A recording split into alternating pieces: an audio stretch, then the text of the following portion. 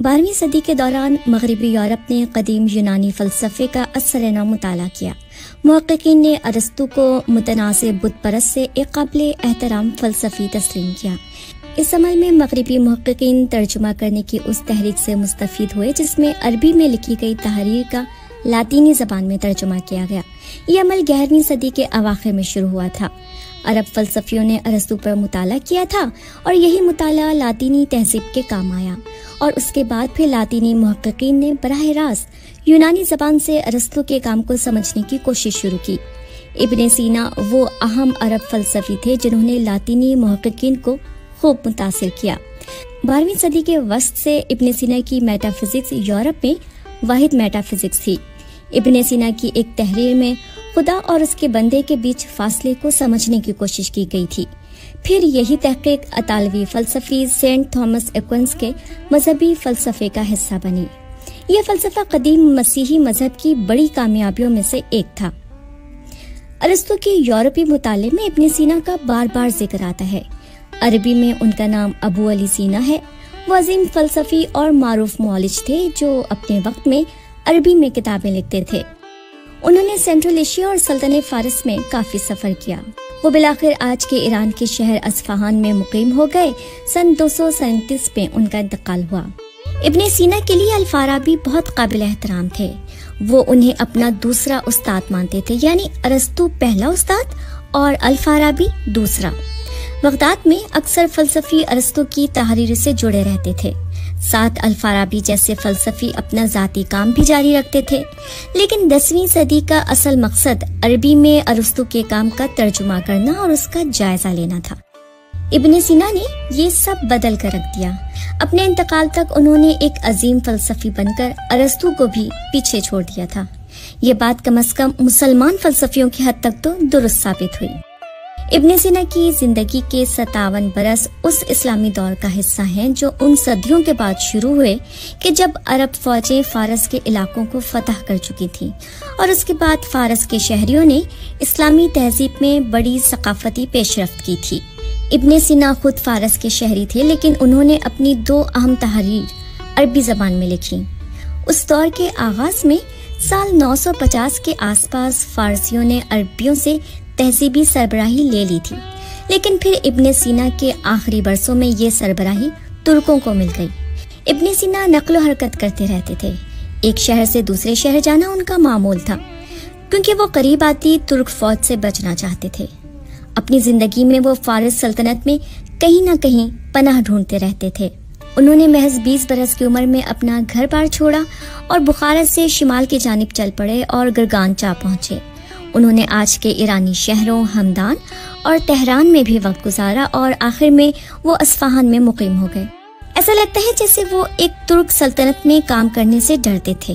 وہ عباسی سلطنت میں آلبویہ خاندان کے زیر انتظام شہروں میں پناہ لینے لگے، جہاں کے درباروں میں فلسفیوں کی معاونت کی جاتی رہی تھی۔ ہم ابن سینا کے بارے میں اتنا کچھ اس لیے جانتے ہیں کہ انہوں نے اپنی سوانح عمری 1012 عیسوی کے آس پاس لکھی تھی، اور اس لیے بھی کیونکہ ان کے ایک شاگرد نے ان کے بارے میں ایک کتاب لکھی جس میں 1012 کے بعد ان کی موت تک کے برسوں سے متعلق موجود تمام معلومات محفوظ رہیں۔ اپنی سوانح عمری میں ابن سینا لکھتے ہیں کہ انہوں نے خود بغیر کسی استاد کے فلسفہ سمجھا، لیکن ساتھ ہی وہ یہ بھی تسلیم کرتے ہیں کہ الفارابی کی ایک تحریر نے انہیں میٹا فزکس سمجھائی، جس کے بعد انہوں نے اسے ترک کرنے کا خیال چھوڑ دیا۔ کتاب میں دہرایا گیا کہ انہوں نے آزادانہ طور پر ارسطو کے کام کا مطالعہ کیا، یعنی کہ بغداد میں سیکھنے سکھانے کی روایت سے آزاد ہو کر اپنی تحقیق خود کی۔ وہ کہتے ہیں کہ 18 سال کی عمر تک ہی انہوں نے اس شعبے میں جانے کا فیصلہ کر لیا تھا۔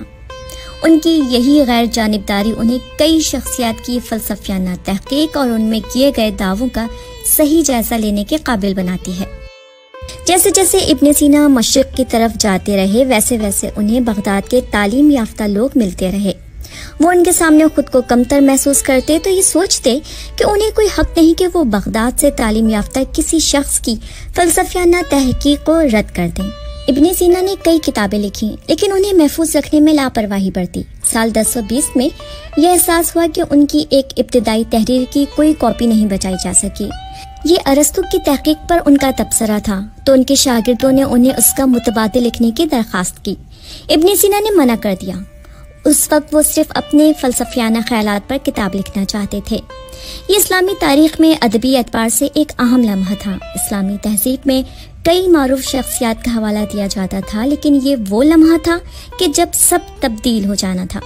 ابن سینا کی بات کی تحریروں میں ارسطو کا ذکر تو ہوتا، لیکن محض حوالے کے لیے، اور ان کے فلسفے اور دلائل کو سنجیدگی سے نہ لیا جاتا۔ اب عربی میں فلسفے یا مذہبی ادب میں حوالے کے لیے ابن سینا کی تحاریر مرکز بن چکی تھیں۔ وہ ایسے مقام پر پہنچ گئے کہ لوگ یا ان سے متفق ہوتے یا ان سے اختلاف رکھتے اور ان کی بات میں اضافہ کرتے۔ یہ کہنا غلط نہ ہوگا کہ وہ فلسفے کے ماہر بن چکے تھے۔ ان کی ایک کتاب وہ بھی ہے جو 14ویں صدی سے 1715 تک یورپ کے ہر میڈیکل کالج کے نصاب میں کسی نہ کسی شکل میں شامل ہوتی تھی۔ یہاں ان کی دیگر سائنسی خدمات کا بھی حوالہ نہیں دیا گیا۔ اس کی وجہ یہ ہے کہ ان خدمات کی قدر فلسفیانہ تحریر کی نسبت کچھ بھی نہیں۔ ان کے اہم نظریات میں سے ایک روح کا تصور ہے۔ اس دلیل کا موازنہ اکثر فرانسیسی فلسفی رینے دیکارتس کے کام سے کیا جاتا ہے۔ اس کا مرکزی خیال یہ ہے کہ میں سوچتا ہوں، شاید اس لیے میرا وجود ہے۔ یہاں زیادہ غور میٹا فزکس میں ان کی خدمات پر کیا گیا ہے۔ ان میں کسی کی خصوصیت اور کسی کے وجود میں فرق کے نظریات ہیں۔ ان سے قبل بھی فلسفیوں نے اس موضوع پر بات کی تھی، لیکن کسی نے اتنے وسیع پیمانے پر اسے اپنی میٹا فزکس کی بنیاد نہیں بنایا تھا۔ ابن سینا کے لیے کسی کی خوبی اور کسی کے وجود میں فرق سب سے اہم موضوع تھا۔ ان کے مطابق کوئی بھی چیز اپنی خصوصیات پر پورا اترتی ہے، جیسے ایک انسان، بلی یا درخت۔ اس سے یہ واضح ہو سکتا ہے کہ یہ چیز کیا ہے، لیکن یہ واضح نہیں کہ آیا اس کا وجود بھی ہے۔ کسی چیز سے متعلق اگر آپ فیصلہ کیے بغیر یہ سمجھ جائیں کہ یہ کیا ہے تو یہ وہی چیز ہے۔ ان کا مطلب تھا کہ ہر چیز اپنی خصوصیات کی بنیاد پر پہچانی جاتی ہے، لیکن ممکن ہے کہ یہ چیز خود اپنا الگ وجود بھی رکھتی ہے۔ یہ فرق قائم کرنے پر ابن سینا سوال کرتے ہیں کہ پھر اس چیز کو کیا سمجھا جائے کہ یہ کیا ہے، یعنی کیا اس کی خصوصیات اسے معنی دیتی ہیں یا اس کا وجود؟ ان کے مطابق صرف ایسی چیزیں اپنا وجود رکھتی ہیں جنہیں بیان کیا جا سکے۔ یہ جملہ اپنے انداز میں اہم ہے۔ ابن سینا ان فلسفیوں میں سے ہیں جو موجودہ حالات کی بنا پر کسی معاملے کا فیصلہ کرتے ہیں۔ وہ علت و معلول یعنی انگریزی میں کاز اینڈ ایفیکٹ پر یقین رکھتے تھے۔ ان کے مطابق چونکہ یہ دنیا خدا کی طرف سے ضرورت کے تحت تخلیق کرتا ہے، اس لیے اگر ایک دوسری دنیا ہوتی تو وہ اسی دنیا کی ہر چیز میں مشابہت رکھتی ہوتی۔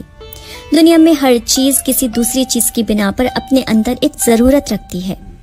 وہ ہر چیز سے متعلق اس کی خصوصیات اور اس کے وجود کی بنیاد پر بات کرتے ہیں۔ ان کے مطابق اگر دنیا بننے کے پیچھے کوئی بڑی وجہ نہ ہوتی تو اس کا وجود ہی نہ ہوتا۔ اگر یہ ثابت ہو جائے کہ دنیا بننے کے پیچھے کوئی وجہ ہے تو یہ بھی خصوصیات اور وجود کے فلسفے کے مطابق ہوگی، یعنی کوئی چیز کیا ہے یہی اس کا وجود ہے۔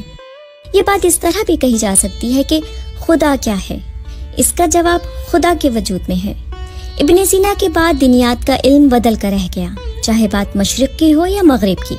جس طرح یورپ میں ابن سینا کا حوالہ دیا جانے لگا، اسی طرح ان کا کام مشرق میں بھی نمایاں رہا۔ جیسے خدا کے وجود کی یہ دلیل مدرسوں میں بتائی جاتی ہے، یا جس طرح عالم خدا کی خوبیوں کے بارے میں بات کرتے ہیں۔ آپ یہ سمجھ لیں کہ جب ایک مسیحی نوجوان گرجا گھر میں اور ایک مسلمان کسی مدرسے میں دینی علم حاصل کرنے جاتا ہے تو وہ اسی وقت ابن سینا کا مقروض ہو جاتا ہے۔